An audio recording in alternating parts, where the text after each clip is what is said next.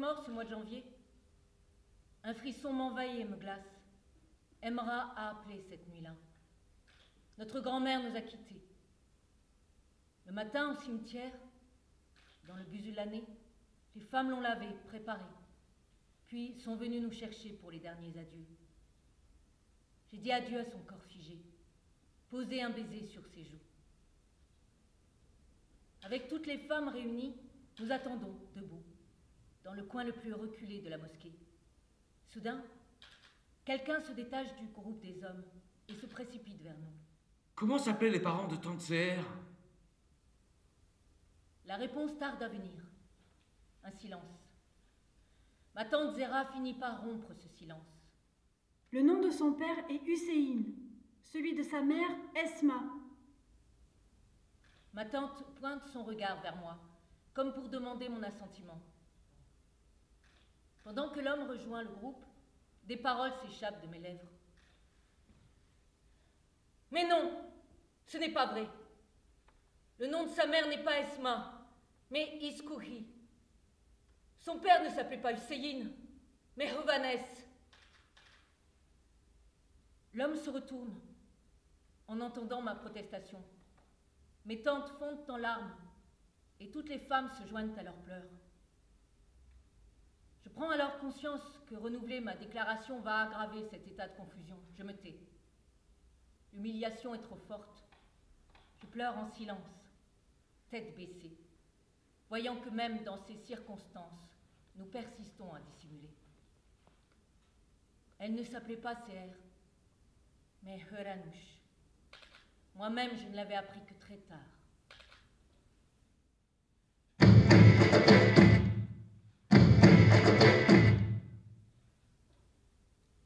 Fethiye, la petite fille de Horanouch, est née à Ergani Maden. Aujourd'hui, le village se nomme uniquement Maden. Sa mère avait 24 ans quand le père de Fethiye est mort. Leur mariage avait duré 7 ans. Comme la majorité des habitants de Maden, son père travaillait dans l'entreprise de cuivre, Etibank. Il vivait dans un quartier un peu excentré, dans des logements réservés aux ouvriers et aux employés. Ses grands-parents habitaient en plein centre, près du marché, dans une maison ancienne à 2 niveaux. Cette nuit-là, avec sa mère, sa sœur et son frère, ils devaient dormir chez eux. Son père les avait déposés là avant de prendre la route pour Diyarbakir. Elle a appris plus tard qu'on l'avait appelé pour lui annoncer que sa commande était arrivée. Il s'agissait d'une machine singère à pédales. Le lendemain, elle entendit frapper très fort à la porte. C'était étrange, tout le monde s'était précipité dans l'escalier en bois. Sur le seuil se tenait un homme hors d'haleine. « Oncle Fikri, on vous appelle au téléphone de Diyarbakir. Il faut venir tout de suite. » Ne vous affolez pas. Ce n'est rien. Patience. Disait le grand-père. Et en même temps, il ne retrouvait pas ses chaussures, enfilait le mauvais pied. Au bout d'un long moment, il est sorti. 2 hommes l'encadraient. On le sentait effondré, des larmes tombaient de ses joues. Le père de Fethiye était mort d'une crise cardiaque. L'image de son grand-père soutenu par 2 hommes et l'affolement dans les escaliers sont restés gravés dans sa mémoire.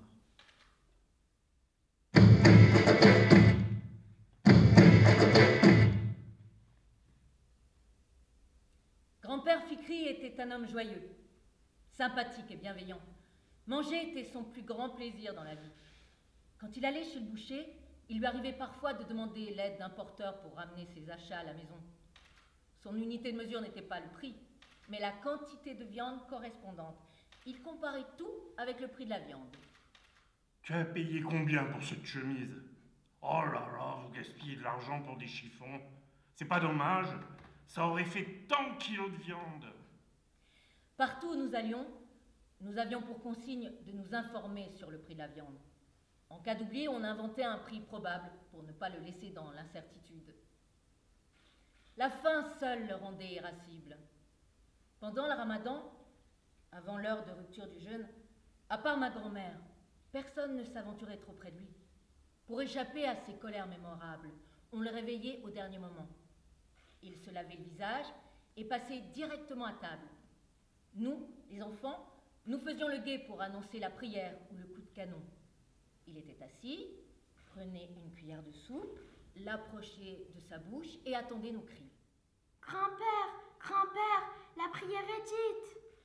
Plus le moment tardait, plus les reproches contre le Hodja enflaient. Il s'emportait, jetait sa cuillère, se levait, tout en continuant de pester contre le religieux, se rasseyait et reprenait sa position. Allez, lis, mon vieux, lis quoi, mon Dieu, quelle patience. Allez, lis, bon sang. Je me souviens d'un de ses retours à la maison, en fin d'après-midi, un jour où ma grand-mère recevait. À sa mine et à sa démarche, on devinait qu'il était tenaillé par la faim, et ça ne présageait rien de bon. Il alla directement vers ma grand-mère, se pencha pour lui souffler à l'oreille, mais de manière parfaitement audible. Ces dames n'ont pas de famille. Qu'est-ce qu'elles font encore dehors à cette heure-ci? Pourquoi est-ce qu'elles ne rentrent pas chez elles? Et ma grand-mère lui jeta un regard courroucé. Ah, toi, musulman! Lorsqu'elle se fâchait contre grand-père, c'est ce qu'elle lui lançait. Oh, toi, musulman!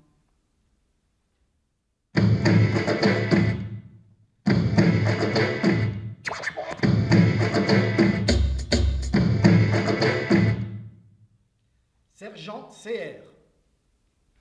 C'est ainsi que son grand-père s'amusait à l'appeler. La mère de Fétier l'avait surnommée Dame Tornade. Aucune tâche ne lui résistait.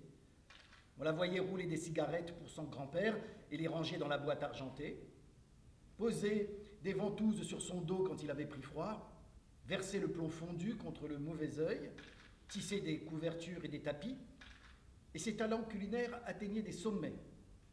Les convives en parlaient encore longtemps après. Ses boulettes de viande, ses poivrons farcis, son carré d'agneau, ses keftés de madone étaient délicieux. Sa grand-mère confiait ses secrets à ses petits-enfants et ils avaient appris par cœur certaines des recettes, dont le meftoun. Elle s'en souvient comme si c'était hier. Vous achetez chez le boucher un beau morceau bien gras de viande de chevreau. Il ne faut pas le découper, vous le posez tel quel dans le fond du faitout. Il faut recouvrir la viande avec les aubergines détaillées en dés, 2 tomates bien mûres en petits morceaux, découper 2 petits piments verts, arroser généreusement de sauce au sumac. On débute la cuisson à feu vif, puis on baisse le feu. Un quart d'heure avant la fin, il faut verser une petite tasse d'eau froide pour que la graisse ne se fiche pas à la surface. On sert le plat dans les assiettes, on arrose d'une sauce à l'ail et au piment rouge, et on accompagne de pilaf au vermicelle cuit au beurre.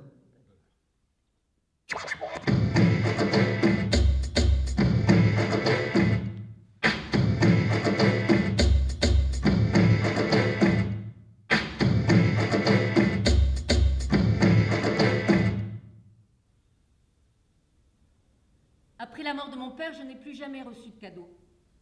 Ma famille avait du mal à joindre les deux bouts. Les jouets ne me faisaient pas envie, mais en revanche, je rêvais d'un instrument de musique. Un jour, mon oncle Mahmoud a offert une mandoline à ma jeune tante. J'en jouais chaque fois que l'occasion s'en présentait. Je n'avais aucune notion de solfège.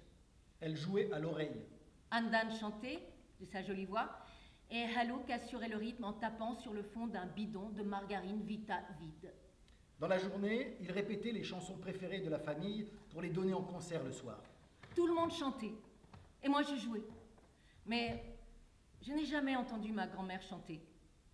Elle ne participait jamais, ne joignait sa voix à aucune mélodie. Seule sa main battait la mesure, parfois. T'as vraiment tiré de notre côté. De toute façon, ton oncle et toi, vous nous ressemblez. Un soir, à son retour de la prière, mon grand-père, comme à son habitude, tout sauta et se racla la gorge pour annoncer son arrivée. Cette entrée bruyante permettait aux femmes et aux enfants de se ressaisir. Ma mère fumait devant tout le monde, sauf en sa présence. Il était au courant, mais feignait de l'ignorer. Alors il s'annonçait bruyamment et sa mère avait le temps d'éteindre sa cigarette. À son arrivée, donc, en me regardant, moi et ma mandoline, il dit à la cantonade. Aujourd'hui, à la mosquée, le Hodja a parlé de 7 mandolines dans son sermon. Jouer de la mandoline serait un péché, et le Hodja a dit ne commettez pas de péché en achetant des mandolines à vos enfants. Au lieu de leur faire donner des cours de musique, envoyez-les plutôt à l'école coranique.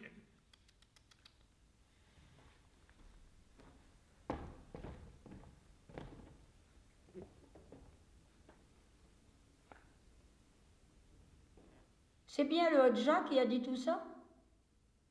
Oui, oui, il a dit exactement comme ça. Qu'il se tord le cou, ce Hodja. Depuis quand jouer de la mandoline est-il un péché? Si lui ou ses enfants avaient eu le moindre don pour la musique, il ne dirait pas ça. Ne ramène pas les paroles de ces Hodja ignorants dans cette maison. À dater de ce jour, les concerts mandoline bidon de Vita ne rencontrèrent plus aucune opposition.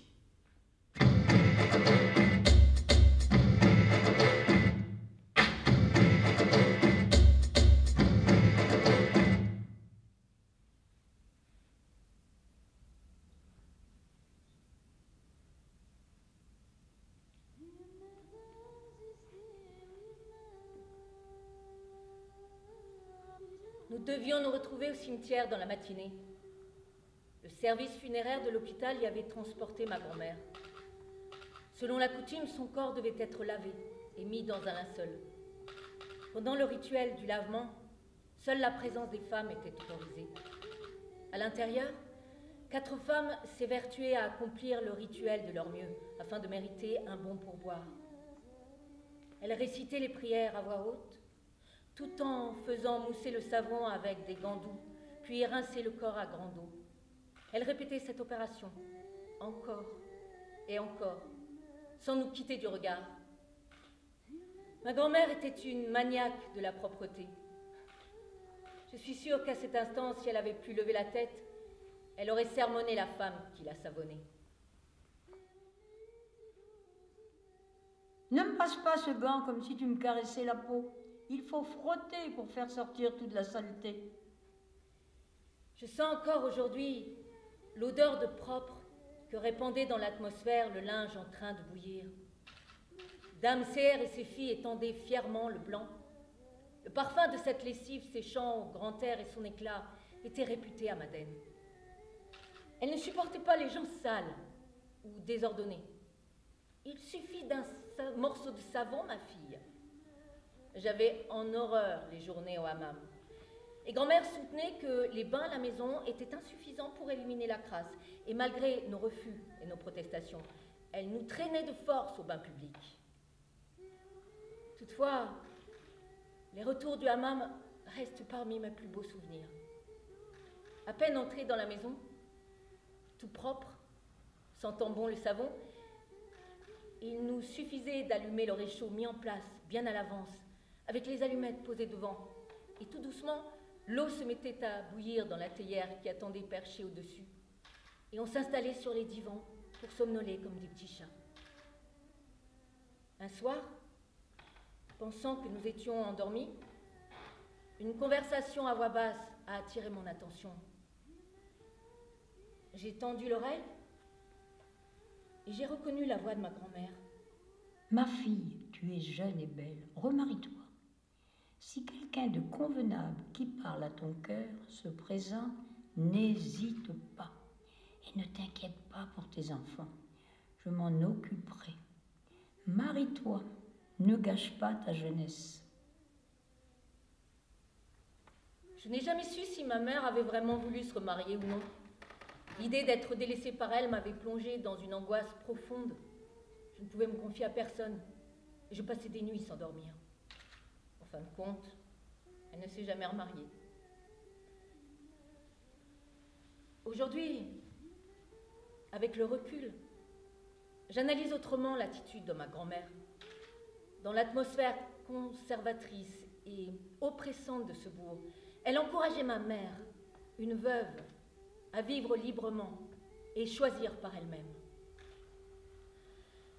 Ma sœur Andan s'est mariée très jeune, comme ma mère, et a eu des enfants. Pour ma part, j'ai pris un raccourci pour me lancer dans la vie et ainsi subvenir aux besoins de la famille. Elle a été reçue à l'école d'institutrice et a choisi un poste à Ankara afin de permettre à son jeune frère, Alouk, d'étudier sur place, à l'université. Elle a enseigné jusqu'à la fin des études de son frère, et l'année de son diplôme, elle a passé les examens d'entrée à l'université et a été reçue à la faculté de droit. Cette nouvelle a ravi ma grand-mère.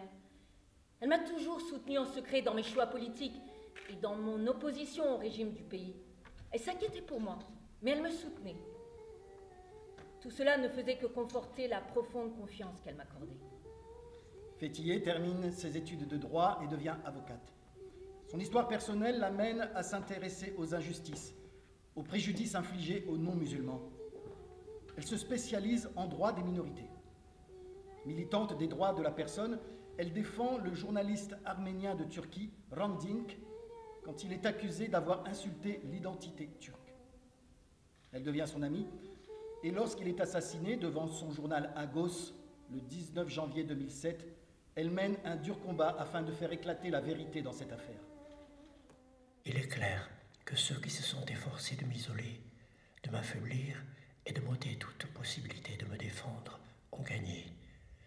Ils ont réussi à mobiliser une grande partie de l'opinion publique contre moi, sous l'influence des informations erronées qui lui ont été transmises. L'opinion me considère désormais dans sa majorité comme quelqu'un qui a dénigré l'identité turque. La mémoire de mon ordinateur est saturée de messages pleins de colère et de menaces. Je dois d'ailleurs indiquer que les menaces explicites contenues dans la lettre postée de Bursa m'ont paru assez inquiétantes pour que je soumette ce courrier au procureur de Chichli. À ce jour, je n'ai reçu aucune réponse. J'ignore jusqu'à quel point ces menaces sont réelles et je n'ai évidemment aucun moyen de le savoir. Ce que je trouve vraiment insupportable, c'est la torture psychologique qu'il me faut supporter dans la solitude, l'esprit rongé par cette question lancinante. Que pense-t-il de moi? Malheureusement, je suis désormais plus connu qu'autrefois. Je sens plus souvent que par le passé les regards des gens posés sur moi. Ils disent « Tiens, regardez-le, n'est-ce pas cet Arménien ?» Et comme par réflexe, ma torture commence, alimentée par le souci et l'inquiétude. D'un côté le qui-vive, de l'autre la crainte. Je me sens exactement comme une colombe, comme elle occupée à scruter à droite et à gauche, devant et derrière moi. Ma tête est devenue aussi mobile que la sienne, aussi prompte à se retourner instantanément.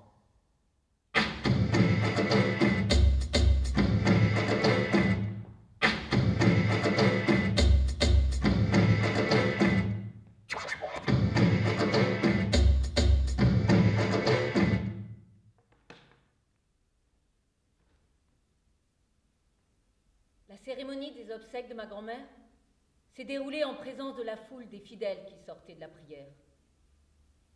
Le religieux a déclaré à voix haute que Dieu pardonne ses péchés. Et il a demandé par 3 fois. Accordez-vous votre pardon? L'assistance dans la cour lui a répondu, oui, nous accordons. Mais c'est à elle de nous pardonner tous.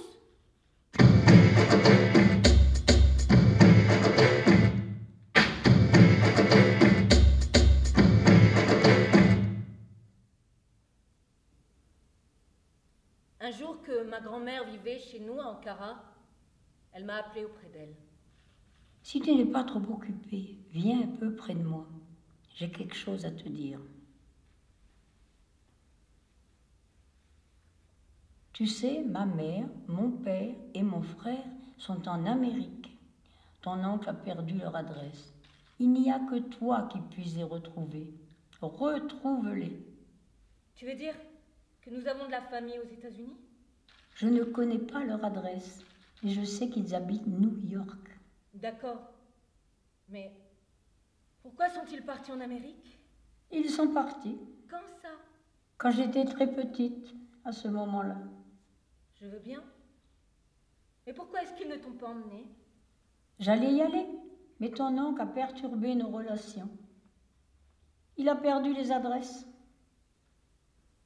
À cette époque, je devais avoir dans les 24 ans. J'étais bouleversée. Je lui posais toutes les questions qui me traversaient l'esprit, mais elle n'en dit pas davantage.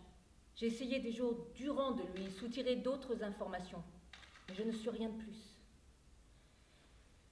J'étais plus préoccupée de connaître la vérité que de retrouver sa famille.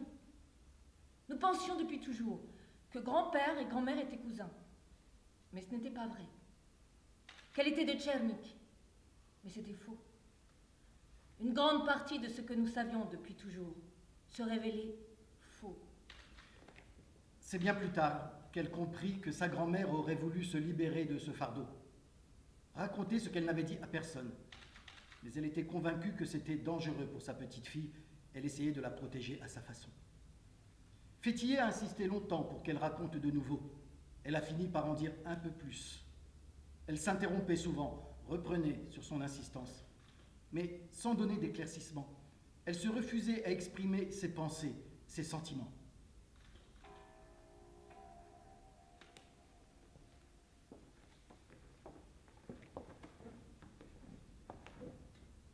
Grand-mère s'appelait Horanouch. Horanouch Gadarian. Sa mère s'appelait Iskoui et son père Ovanes. Elle avait deux petits frères, Koren et Huraï. Leur village se nommait Avav. Il était rattaché à Erganimaden dans les environs de Palou. En ce temps-là, c'était un grand village avec 207 maisons, 2 églises et un monastère. La famille Gadarian était prospère et accueillante, et la maison ne désemplissait jamais. À cette époque, son oncle était en Amérique, avec 2 de ses oncles paternels. Son grand-père était un homme très respecté.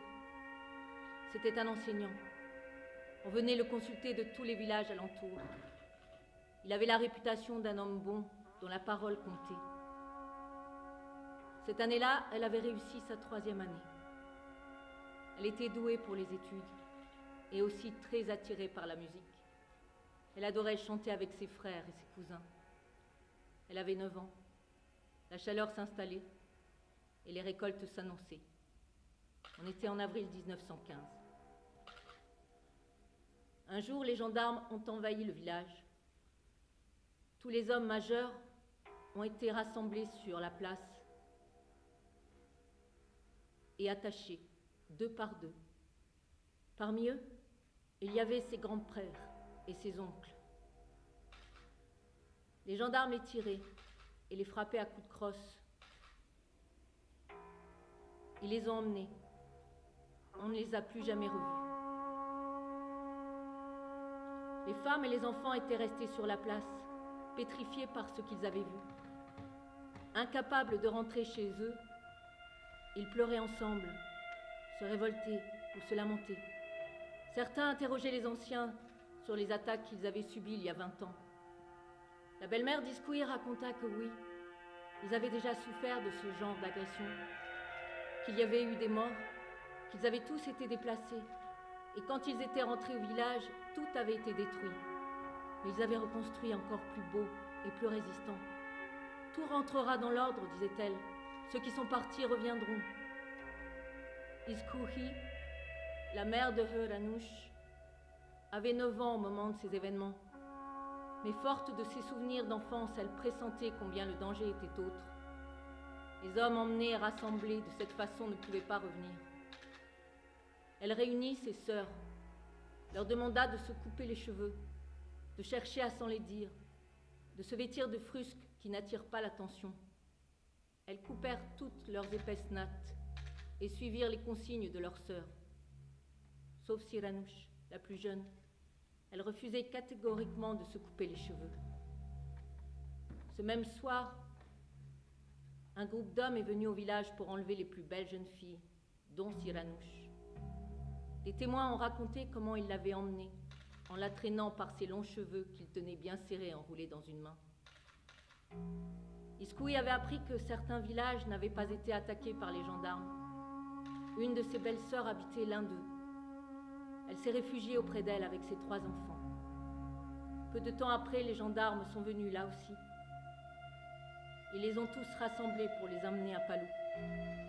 Là, ils ont séparé les hommes des femmes, ont entassé les femmes dans la cour de l'église en laissant les hommes à l'extérieur. Au bout d'un moment, des cris terribles se sont fait entendre.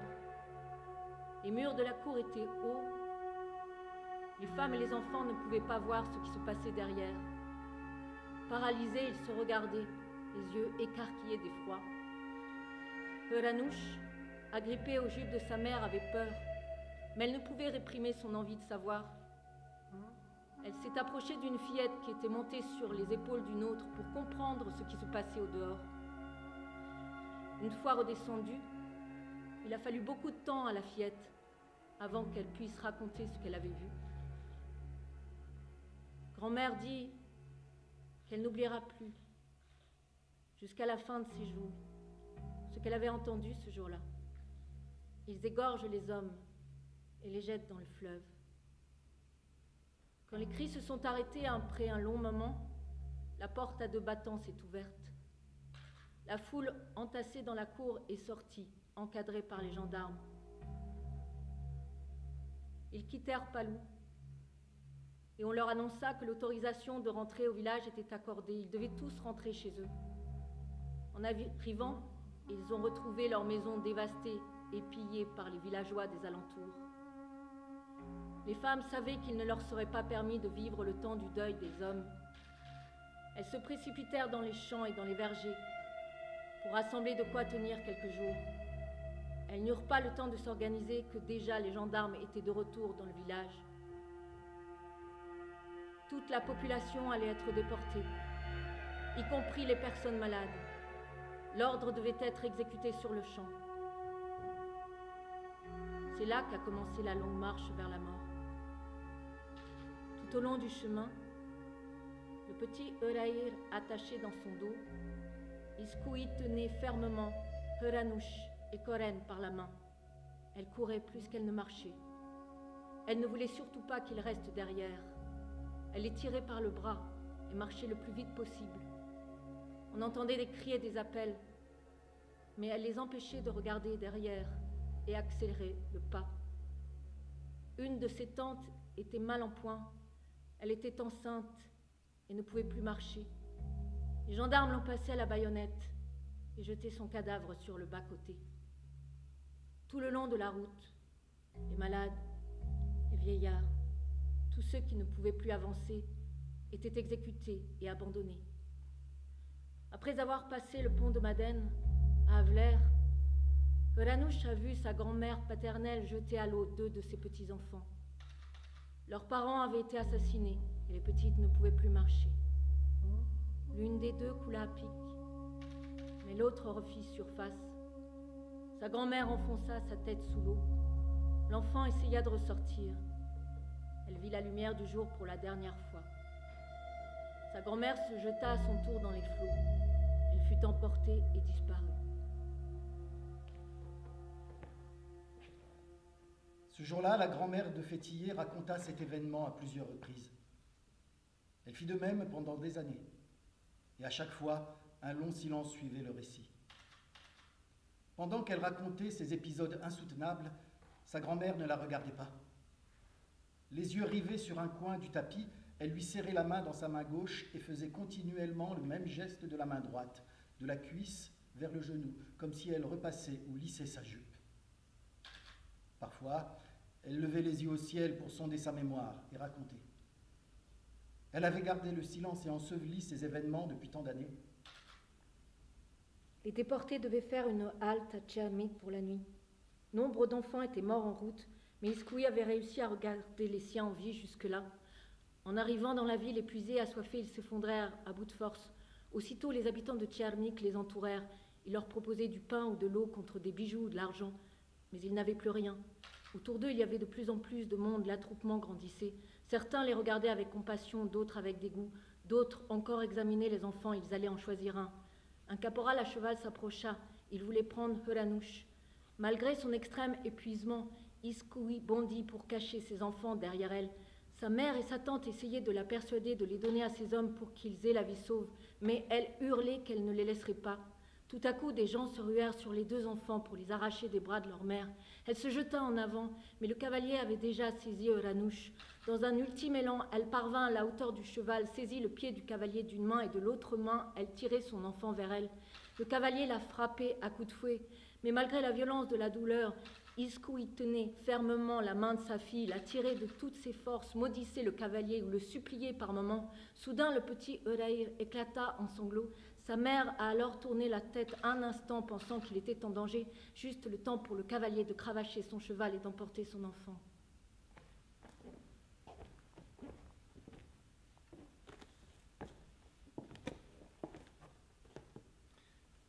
Les chemins de la mère et de la fille se sont séparés à Tchernik. Ils ne se croiseront plus jamais. Le petit frère qui pleurait, croyant que les gendarmes allaient tuer sa mère et sa grande sœur, la grand-mère maternelle et la tante ne sont jamais revenus. Ce même jour, Koren, le frère de Heranush, était lui aussi enlevé.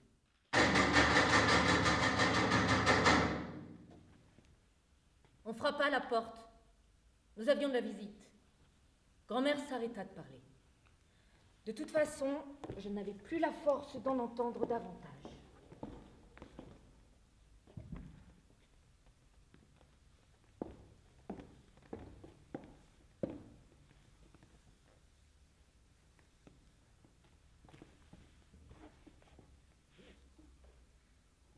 Il me fut impossible de dormir cette nuit-là. Je ne pouvais partager ces révélations avec personne. Je ne sais plus si c'était sa volonté ou si j'avais honte d'en parler. Si quelqu'un d'autre m'avait raconté tout cela, je ne l'aurais jamais cru. Certaines images s'étaient imprimées en moi, et les yeux ouverts ou fermés, je ne pouvais pas les écarter. Mes souvenirs volaient en éclats. Me revenaient les jours de fête à l'école, quand on me demandait de déclamer les poèmes héroïques dédiés à notre passé glorieux. Je les avais toujours récités de tout mon cœur. Me revenait notre lieu de pique-nique favori, où nous allions tous en famille au bord de la rivière qui avait charrié tant de cadavres. À quoi pensait-elle alors, assise au bord de la rivière? Il ne me paraît pas correct de vouloir instrumentaliser ainsi la question de l'oubli pour comparer deux sociétés. D'un côté, l'incapacité du peuple arménien à oublier sa propre douleur. De l'autre, l'amnésie forcée que s'imposent les Turcs. Tout cela pour insinuer que les Arméniens exploitent leur douleur en l'exhibant.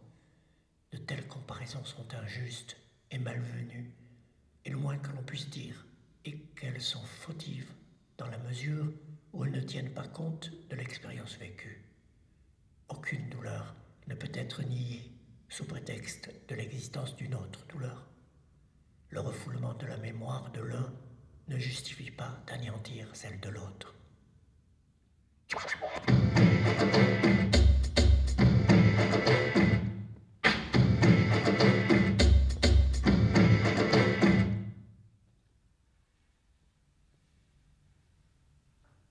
Il y avait beaucoup de monde à la maison à cette époque. Et avec grand-mère, on ne pouvait pas vraiment se parler à nouveau. D'une certaine façon, c'était mieux ainsi. Cela me permettait de surmonter la violence du choc. Et puis un jour, me retrouvant seule avec elle, j'ai pris ses mains dans les miennes. J'ai embrassé tendrement la peau douce de ses joues et je l'ai priée de reprendre son récit là où elle l'avait laissé. Elle avait besoin de parler. Et sans attendre, elle a continué à raconter.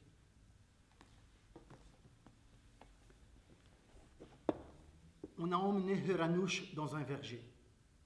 Il y avait 8 autres filles de son village. Ils leur ont donné un repas chaud et leur ont permis de cueillir des fruits. Très vite, Heranush a demandé à retrouver sa mère. Ils ont promis de la conduire auprès d'elle. Mais le soir même, une à une, les fillettes ont été placées dans différentes maisons. Le caporal aussi est venu pour prendre Heranush, mais elle avait refusé de le suivre, avait sangloté toute la nuit en répétant « Je veux ma mère ». Le lendemain, le caporal est revenu la chercher et l'a emmenée chez lui, à Tchernik. Il s'appelait Hussein et sa femme Esma. Malgré leur grand désir d'enfant, ils n'avaient jamais pu en avoir. Ils l'ont appelée Seher. Très vite, elle a appris à bien parler le turc et accomplissait toutes les tâches qu'on lui réclamait. Mais Esma ne l'aimait pas, la jalousait et la considérait comme une servante, rien de plus. Hussein, lui, la considérait comme sa fille. Il voulait qu'elle l'appelle papa, il s'en réjouissait. Il demandait « Ma fille, redis-moi encore papa ». Pour la grand-mère de Fétillé, c'était un brave homme, paix à son âme, que la terre lui soit légère. Il avait autant d'autorité qu'un capitaine et la réputation d'être un homme au cœur d'or, disait-elle. Quand les Arméniens de Tchernik étaient massacrés, on les jetait dans le puits ou dans le fleuve après les avoir égorgés. Et si le caporal était présent lors de l'élimination des hommes, il avait toujours refusé d'assister à l'exécution des femmes et des enfants. Il avait désobéi aux ordres, on disait qu'il avait été sanctionné pour ça.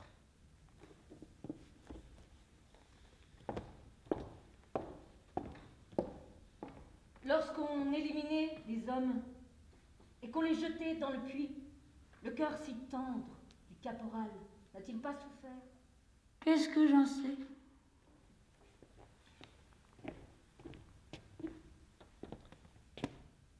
Le caporal Hussein est mort jeune, et tout fut encore plus difficile pour sa grand-mère. Des 8 fillettes placées dans des maisons différentes, les femmes disaient qu'elle était la plus malchanceuse. Ce sont elles qui ont reconnu Koren un jour qu'il venait au marché de Tchernik. Mais Esma, la femme du caporal, avait interdit les retrouvailles. C'est en cachette que le frère et la sœur se retrouvaient pour parler et échanger les quelques informations qu'ils avaient pu recueillir sur leur mère et leur père, sur leur famille déportée. Est-ce qu'il y avait des survivants? Un jour, que ma grand-mère balayait sur le pas de la porte, une femme s'est approchée et s'est arrêtée juste devant la maison. Elle portait la tenue traditionnelle des Kurdes de la région et avait les bras chargés de cadeaux. Ma grand-mère lève les yeux vers elle. La femme s'effondre à genoux en larmes. Siranouche. C'était Siranouche, sa jeune tante, celle qui avait refusé de se couper les cheveux et qu'on avait traîné une main enroulée dans sa longue chevelure pour être mariée à l'un de ses ravisseurs. Elles se sont étreintes longuement. Esma est apparue à ce moment-là. Elle a renvoyé Siranouche, elle et ses cadeaux. Me revient une image un peu floue. Une femme avec des joues roses, un beau visage et des vêtements multicolores avec des superpositions de jupes en velours. Je la revois à Madène, chez nous, avec son petit-fils. Après le mariage de ma grand-mère, elle se voyait très souvent. Et tout le monde savait que c'était sa tante. Plutôt que de traiter du problème à partir des morts et de ceux qui ont tué, ne pouvons-nous pas nous entretenir un peu des survivants? Car oui, il n'y a pas eu que des morts en 1915. Il y a eu aussi des survivants. Quel en était le nombre? Que sont-ils devenus? Combien d'entre eux ont pu rejoindre la diaspora? Combien d'entre eux restaient en Turquie et continuaient à y vivre? Se sont-ils convertis? Ont-ils été contraints de se convertir à l'islam? Combien? Cela les convertit. Quelle sorte de vie ont-ils mené plus tard dans leur région? Comment leurs descendants vivent-ils leur identité? Pourquoi ne pourrions-nous pas aborder 1915 à partir de telles questions? Pourquoi n'irions-nous pas à la recherche de nos références et de nos points communs, de notre humanité commune, à partir de ceux qui ont survécu et de ceux qui les ont sauvés? Se parler à partir des survivants.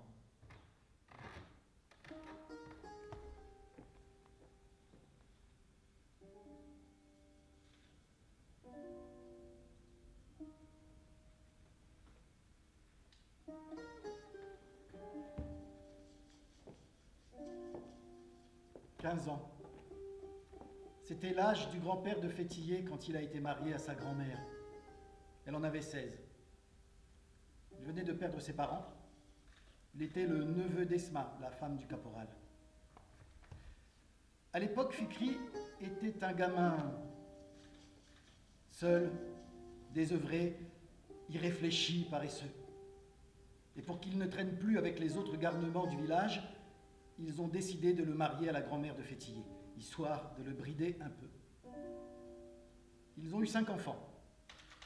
Hamoud, Vébiye, la mère de Fétillé, Zera, Sebahat et Messoud. Un jour, après son retour du service militaire, Mon grand-père arriva en courant hors d'haleine. « Je mérite un cadeau, disait-il. J'ai une nouvelle pour toi. Ton père a envoyé une lettre à ton frère. Il la portera demain. » Grand-mère raconte qu'elle était si bouleversée, si heureuse, qu'elle n'en avait pas fermé l'œil de la nuit. Le lendemain, quand Koren est venue, elle a cru défaillir tant son cœur battait fort au moment où il a sorti la lettre de sa poche. Il l'a dépliée, comme s'il la caressait. Ils l'ont regardée ensemble, ils ne comprenaient rien. Elle était rédigée en turc ottoman, cette langue d'avant. Alors ils l'ont fait lire à un voisin qui connaissait les anciens caractères. Cette lettre leur apprenait que leur mère avait survécu, qu'elle avait réussi à rejoindre leur père, qu'il était venu des États-Unis à Alep pour les retrouver et qu'il les attendait.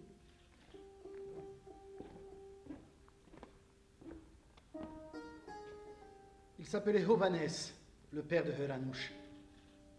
Comme beaucoup d'hommes du village, il rêvait d'aller faire fortune en Amérique, le pays de l'opulence. Il est donc parti rejoindre ses deux frères, Boros et Stepan. C'est un long et périlleux voyage. Il quitte Brême en bateau. Refoulé à la frontière, il passe alors par le Canada et réussit à rejoindre les États-Unis. Mon cher père, mes oncles estimés, avec notre plume maladroite, nous avons voulu vous écrire ces quelques lignes, pensant que cela vous réjouirait. Nous espérons que vous allez bien, nous prions pour que vous soyez toujours en bonne santé. Quant à nous, nous allons à l'école avec assiduité pour devenir vos enfants instruits. Koren, Heraïr, Mariam et moi embrassons vos mains. Iskouhi se languit aussi beaucoup de vous et vous envoie des baisers. Yeranush Gadarian. Les trois frères ouvrent une épicerie à New York. Ils y travaillent ensemble. Plus tard, Hovannes en ouvre une autre sur la 10e avenue. Ils travaillent jour et nuit pour réunir une somme qui permettrait de revenir fonder une entreprise au pays. Mais peu de temps après, en 1915, la terrible nouvelle est arrivée. On disait que sur les terres qu'ils avaient quittées, il ne restait plus d'Arméniens.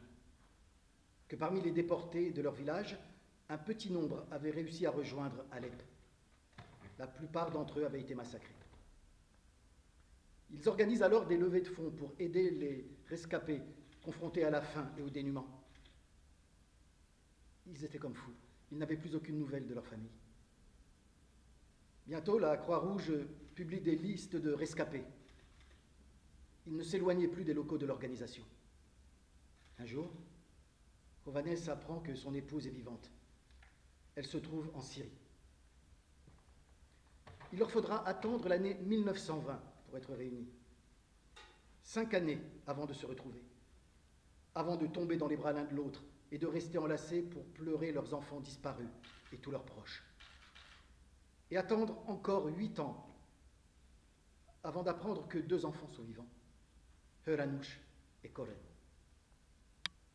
Hovannes décide alors de partir pour Alep. Là-bas, il verse une somme importante à des passeurs pour qu'ils retrouvent ses enfants et leur fassent traverser la frontière. C'est un contrebandier qui leur remettra ce courrier, dans lequel il leur demande de le rejoindre clandestinement avec les passeurs vers Alep. Il les attend, pendant des jours, pendant des mois. Des jours entiers. Elle pria, supplia mon grand-père pour le convaincre d'aller ensemble retrouver son père à Alep. À cette époque, mon oncle Mahamoud et ma mère étaient nés. Et ils commencent les préparatifs en vue du voyage, vendent des animaux, rangent les affaires. C'est alors que la tante la plus influente vient voir mon grand-père. Voyons, mon fils, ressaisis-toi. Ils vont essayer de reprendre leur fille, et toi, ils vont te renvoyer par ici avec tes enfants. Tu vas te retrouver tout seul. Fais attention, sois prudent. N'y va pas. Ma tante incita toute la famille à intervenir. Et grand-père, qui était naïf et influençable selon grand-mère, renonça à y aller et lui interdit d'entreprendre ce voyage. Koren est parti clandestinement avec les passeurs vers Alep. Grand-mère dit que lorsqu'ils se sont quittés, c'est comme si elle laissait partir la dernière brisure de son cœur.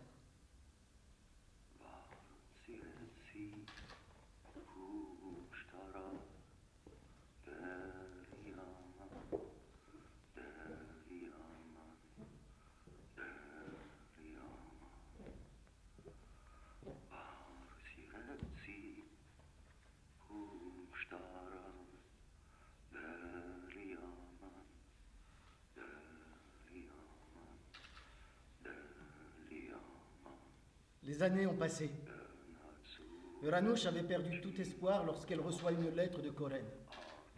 Il lui écrit comment il avait retrouvé son père et qu'ils étaient partis en Amérique. Très vite, ils entament une correspondance, échangent des photos. L'année où son fils Mahmoud a terminé ses études secondaires, ils avaient même envoyé de l'argent dans une lettre afin que leur fille puisse prendre l'avion pour les États-Unis. Un jour, Mahmoud est venu dire à sa mère « J'ai fait faire un passeport, je vais partir en Amérique. » Et elle, bien que mourant d'envie d'y aller, elle lui a répondu « Je ne peux pas y aller, alors au moins que mon fils y aille et embrasse les mains de son grand-père et de sa grand-mère. » En été, son fils est parti à sa place aux États-Unis. Ses grands-parents l'attendaient. Ils ont été déçus à son arrivée. Ils lui ont même manifesté leur mécontentement. « On attendait ta mère, pourquoi tu ne l'as pas amenée ?» Mahmoud a cependant été très bien accueilli. Koren et sa sœur Margaret, celle qui était née aux États-Unis, l'ont promené partout. Au bout de 2 ou 3 mois, la famille lui a proposé de rester et de poursuivre ses études, mais il a refusé. Son grand-père se serait alors mis en colère, lui reprochant d'être venu et d'avoir gaspillé l'argent envoyé à se promener et à perdre son temps. Ils se sont disputés et Mahmoud a fini par couper les ponts. À son retour, il a raconté qu'il avait perdu leur adresse. Il a enlevé ainsi toute possibilité de les retrouver. Leur relation s'est alors interrompue. Mais je me souviens de tous leurs noms et de la ville où ils habitaient. Est-ce que tu pourrais les retrouver avec ces quelques informations? Dis-moi, grand-mère, pourquoi est-ce que tu n'y es pas allée? Ils avaient envoyé cette somme d'argent pour ton voyage? Elle me répondait, je n'avais ni passeport, ni carte d'identité. On m'a dit que ce serait très difficile de les obtenir.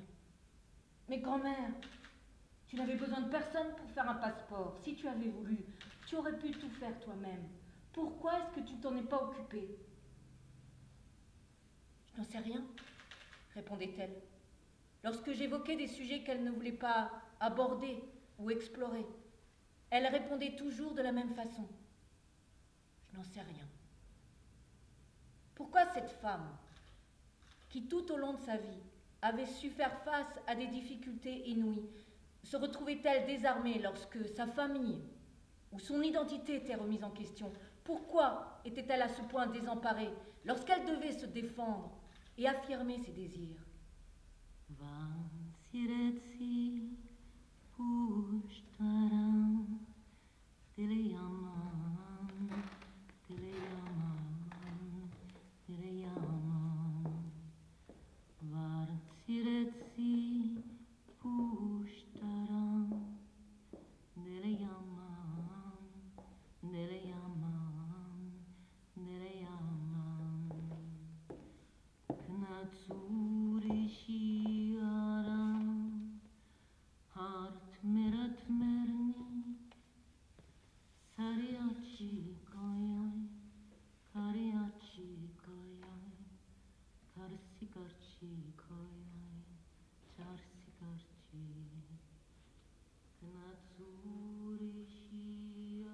C'est bien plus tard que j'ai compris que ma mère et mes tantes connaissaient aussi cette histoire. Mes grands-mères avaient partagé avec moi ces souvenirs les plus sombres, les plus amers, les plus douloureux. Je pense qu'elles ne pouvaient plus résister à la nécessité de confier cela à quelqu'un. Mais pourquoi ma mère m'avait-elle caché la vérité?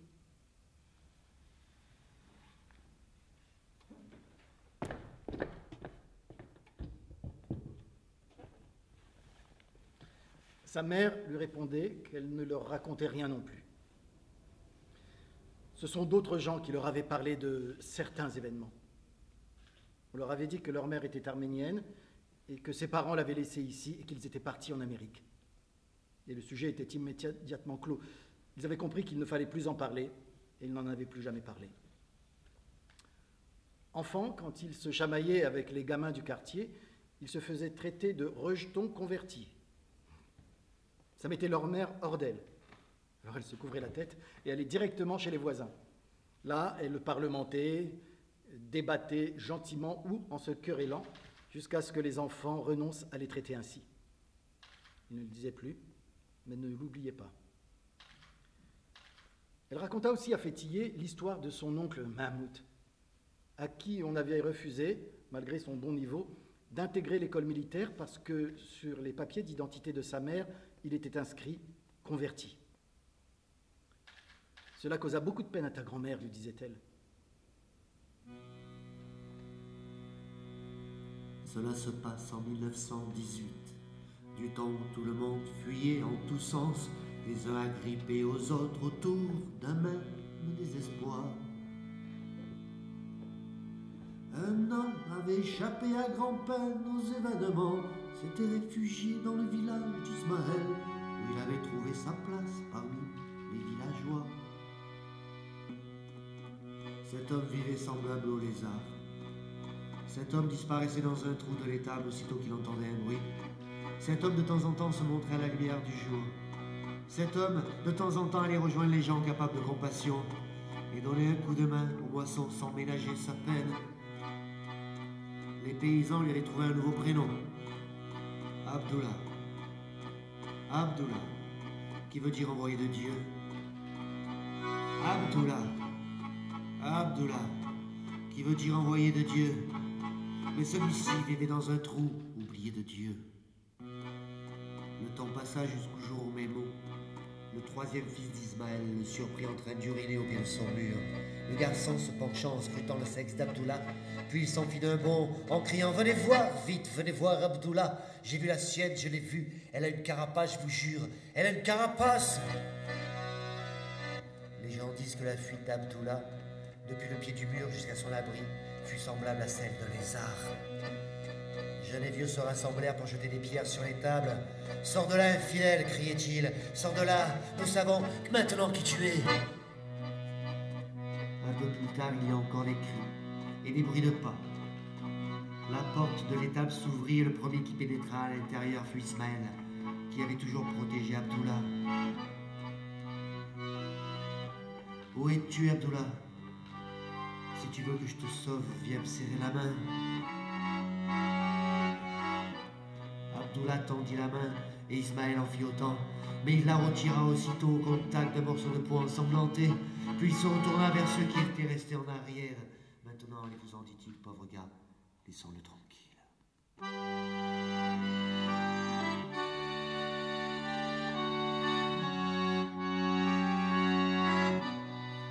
Abdullah était désormais circoncis.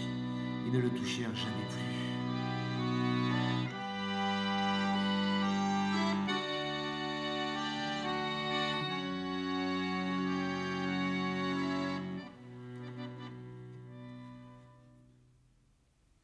Je me souviens d'un ami qui me racontait qu'un jour, alors qu'il était petit, il était venu avec sa grand-mère nous rendre visite. Et ma grand-mère leur avait offert du tchérek. Ce même jour, dans chaque maison où il était passé, chez Tante Seher, chez la femme de Sasso Ibrahim, chez Tante Tadimni, partout, il avait mangé cette même brioche.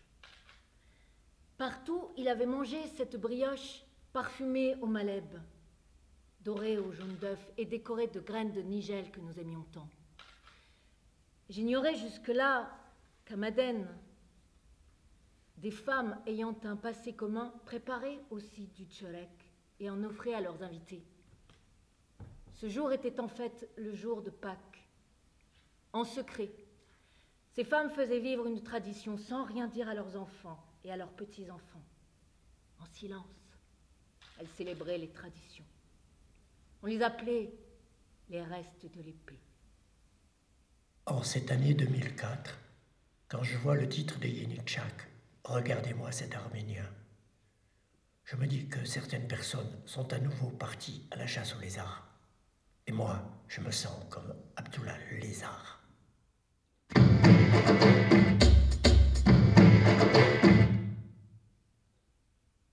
Mais je me souviens de tous leurs noms et de la ville où ils habitaient. Est-ce que tu pourrais les retrouver avec ces quelques informations? Je ne savais plus où j'en étais. Comment retrouver ceux qui étaient aux États-Unis?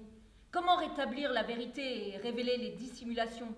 Je prenais conscience de la complicité de l'État et de la manière dont il faisait perdurer le mensonge sur cette période de notre histoire, j'ai commencé à questionner l'idéologie qui avait mené à ce silence, l'histoire telle qu'elle nous avait été racontée. J'étais en colère et je voulais comprendre. Et puis, le 12 septembre est arrivé. Le 12 septembre 1980, un coup d'État militaire a lieu. La répression qui suit est très dure. Arrestations, exécutions et tortures, particulièrement contre les intellectuels, les opposants et les minorités. Dans le pays, des dizaines de milliers de foyers sont détruits. La famille de Fétillier a eu sa part. Et Fétillier, la militante de gauche, est arrêtée et incarcérée pendant 3 ans. Les années ont passé entre emprisonnement, procès, jours vécus dans la clandestinité et les morts successives, celles de son oncle et de sa mère à 59 ans. C'est en prison qu'elle a appris sa mort. Même en prison. Alors que je partage la cellule de jeunes Turcs de l'opposition, je dois murmurer lorsque je raconte l'histoire de ma grand-mère. Alors qu'on criait contre la dictature, pourquoi ne pas en parler ouvertement? Nous reproduisions les mêmes schémas que nos parents et nos grands-parents. À ma sortie de prison, 3 ans plus tard, je décide qu'il est temps de lever le voile sur l'histoire de mon pays et je commence des recherches sur la famille de ma grand-mère. Cette année-là, je fais la connaissance de Aïché. Nous sommes devenus amis. Elle habitait et travaillait aux États-Unis. Très émue par l'histoire de Horanouch, elle se met à la recherche de la famille Gadarian dès son retour. C'est par l'annuaire qu'elle tombe sur un membre de la nouvelle génération. Très vite, un contact est noué avec Virginia, la fille de Koren. Malheureusement, peu de temps après, il est hospitalisé suite à une attaque. Quand on lui a annoncé que sa sœur cherchait à le joindre, il s'est mis à pleurer. Je suis allée en Ankara et j'ai rapporté tous les détails à grand-mère. Mais inconsciemment, mes lèvres ont déversé une série de mensonges sur l'état de santé de son frère. Ils ont dit que l'état de l'oncle Koren s'améliore. Les soins sont efficaces et les médecins ont l'espoir de le guérir. Ma vue n'est pas bonne, je peux pas y aller. Dis-lui de prendre l'avion à la sortie de l'hôpital et de venir que je le voie. Devine, grand-mère, comment ton frère a appelé une de ses filles? Bon, qu'est-ce que j'en sais? Il lui a donné ton nom. Sa fille s'appelle Horanouch. Alors ils m'ont pas oublié. Elle ne posa aucune autre question. S'efforça de ne rien laisser paraître. Mais pour la première fois, je l'ai entendue fredonner. Elle chantait à voix basse, tellement doucement qu'on pouvait à peine reconnaître la mélodie, ni saisir les paroles.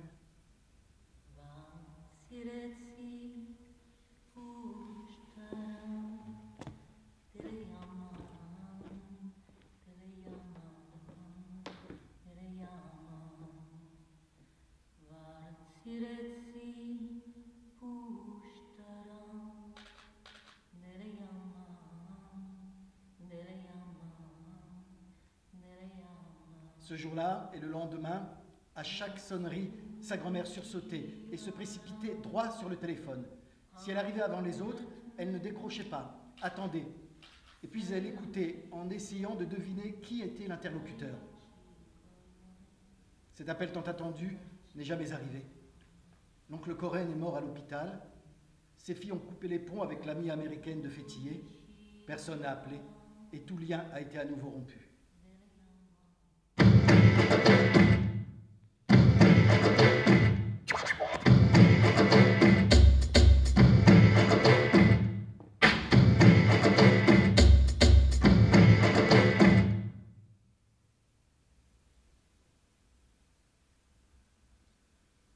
Elle s'appelait Horanouch, fille d'Iskoui et d'Ovanes Gadarian. Notre grand-mère nous a quittés la semaine dernière et nous l'avons accompagnée jusqu'à sa dernière demeure. Avec la publication de ce faire-part, nous espérons entrer en contact avec sa famille, notre famille, que nous n'avons pas pu retrouver de son vivant, pour partager leur peine et leur dire que ces jours s'en aillent et ne reviennent jamais.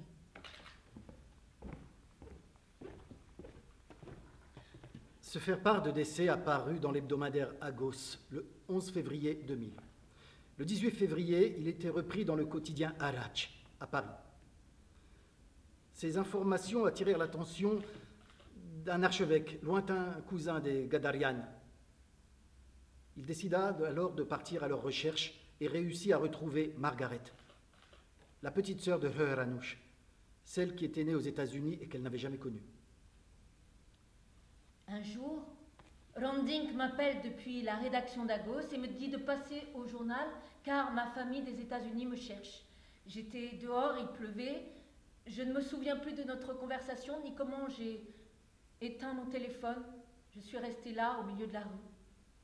Fétillé entre en relation avec Richard, le fils de Margaret. C'est lui qui avait pris contact avec le journal Agos. Très vite, ils échangent une correspondance. J'ai entendu parler des massacres pour la première fois quand j'avais 4 ou 5 ans. Pendant toute ma vie, j'ai eu peur des Turcs. J'éprouvais une profonde haine envers eux. La négation de l'extermination des Arméniens a encore aggravé les choses. Puis j'ai appris que vous êtes turc aussi, mais qu'en même temps vous êtes une partie de notre famille. J'aime cette famille et chacun de ses membres. Je désire faire la connaissance de mes autres cousins et jouer de la musique avec eux. Pour autant, je détesterai toujours tous ceux qui nient les massacres et je ne leur pardonnerai jamais. Pour les 80 ans de leur mère, les enfants de Margaret décident de lui faire une surprise. Fétillé s'envole pour les États-Unis. Elle est le cadeau d'anniversaire de Margaret. Les rires mêlés aux larmes qui l'accueillent à son arrivée à l'aéroport balaient toutes ses incertitudes. Malgré des cultures et des langues différentes, ils sont une même famille. Elle a tant de choses à demander à tante Marge. Pour ne rien oublier, elle prend des notes pendant la nuit. Chaque fois que l'occasion se présente, elle les assomme de questions. Tante Marge et ses cousins en font tout autant. Margaret raconte comment, à la mort de son père, elle a trouvé dans le portefeuille qu'il portait contre son cœur un papier plié en 4, tout jauni. C'était la lettre que sa fille Heranush lui avait écrite alors qu'elle commençait à aller à l'école.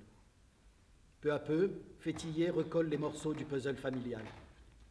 Elle voulait que tout cela soit écrit. Écrire pour se réconcilier.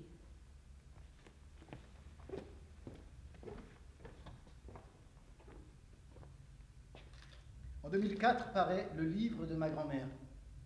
C'est une rupture dans la mémoire collective turque face à la version officielle. Il passe de main en main et réédité une dizaine de fois et traduit dans de nombreuses langues. En janvier 2007, le journaliste Randink est assassiné en pleine rue devant le journal Agos. Sans doute, le meurtre de Randink n'est pas le premier dans une tradition d'État d'assassinat politique, mais malheureusement, ce n'est pas non plus le dernier. Même si je vis dans l'inquiétude d'une colombe, je sais aussi que les gens de ce pays ne touchent pas aux colombes qui vivent dans le cœur des villes, au milieu des foules humaines, craintives certes, mais libres.